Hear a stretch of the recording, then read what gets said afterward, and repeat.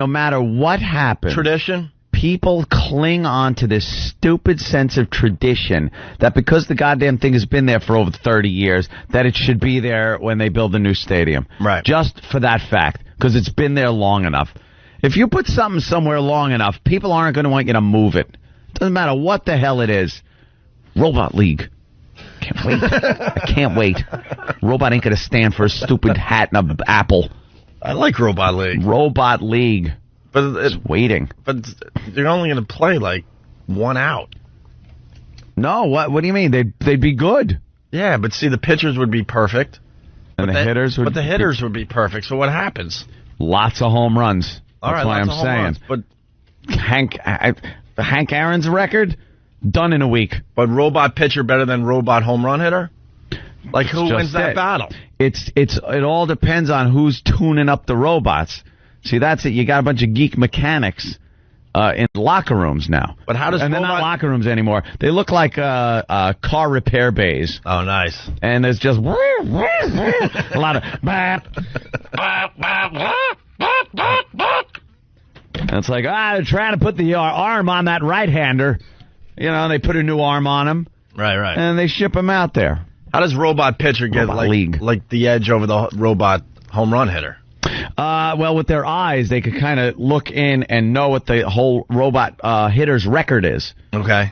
So they could, back of it. They got like Bluetooth. All right, but they can communicate with each other. But then the robot pitcher gets the weakness of the hitter. But then doesn't the robot hitter adjust to that? He could. See, that's where the problem is. He probably would know what the pitch is going to be before it even comes out because he's Bluetoothed with the pitcher. So that's the problem with your robot league, is what I'm getting at. Love it. You need some kind of free thinking involved. Look, dude, if I had all the answers, we'd be watching Robot League baseball right now. So you think they're still figuring out? They're still working on it. They're tweaking this 2025 Robot League. Look for it. All right. I'm so psyched. So what's that website? SaveTheApple.com, so the rest of America can... SaveTheApple.com. So the rest of America can see how ridiculous this is. SaveTheApple.com, because the Big Apple loves Big Apple. No, it doesn't. I don't even know what the F the Apple means as far as New York goes. The Big Apple. What does that mean? Why is it the Big Apple? What does that mean? We get that. I like the Empire State. Have a big building come out of a hat. It is stupid. People got a couple questions about your robot baseball there, Anthony. Okay. Dave in Pennsylvania, what's up? Yo, hey, what's up, boys? Hey, man. Anthony, I love the idea of Robot League, but I have a question for you. Yes, sir. How does Robot League react when robot pitcher punches robot wife in the face outside of a restaurant? I don't know. That'll be interesting. It's not till 2025. But I don't think robots will have wives. Why not? But they'll There just have to be robot wives. They might. You think there'll be robot baseball league groupies like there are now? Well, you won't need wives because you're not going to have little robot kids, right? Because the robots are just going to be built somewhere else. That's why it's so much more economical. They could just put them away. Like, instead of a bus... Mm-hmm. Like they got like a vehicle like in Star Wars where, the little things come out and then a little carousel drops them down and they start playing ball. Yeah. That's it. All right, sir. Don't question it. By the way, it is Pot Talk Monday, so I guess we're... Pot Talk Monday. We're right in the middle of Pot Talk. Bill in Pittsburgh, what's going on? Oh, hey, what's going on, boys? Hey, Bill. Hey, I was just thinking... There was a game back in the day called Base Wars. It was robots that played baseball, and you could equip them with bats and guns and everything else. Guns? Yeah. Might be an interesting part of the game. You could run the bases and fight each other. There it is, Base Wars. But that's just silly. I'm talking traditional baseball played with robots. Yeah, that's a little different. You can't add weapons to baseball. Not changing the rules or anything. Just the players, robots. Let's go to Jason in Arizona. Jason, what's going on? Hey, nothing, man. I just want to talk about the little robot thing here. Okay.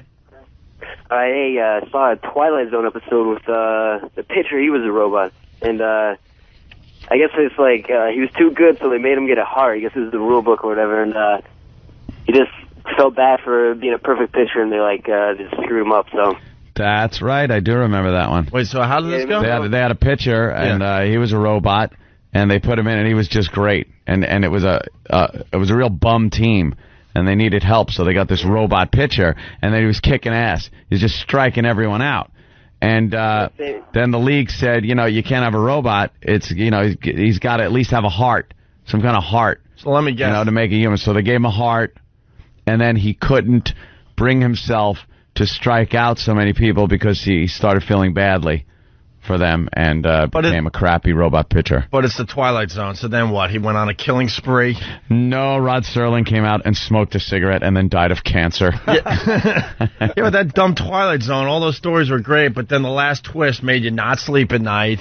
They always had the stupid twist. I love those ones. You're going to be dead, by morning or some dumb thing. Oh, it's great. Yeah. I like the one with the glasses. What's all the time in the world. We're after a nuclear war.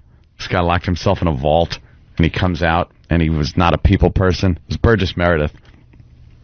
And he just liked to read. That's all he liked to do. So he went to the library and grabbed all these books and piled them up and put them all in sections of books he wants to read. And as he's starting to look at all the books, he bends down for something, and his glasses fall off and break. And he's blind without his glasses. Yeah. So he shot himself in the head. See, that's what I mean. That's what I mean. I think he'd find some glasses on a body and just put them on. I know. But he really couldn't see. Like, they showed his point of view, and it was just completely out of focus. The guy was just doomed. He'd have been tripping over everything. Couldn't even see glasses.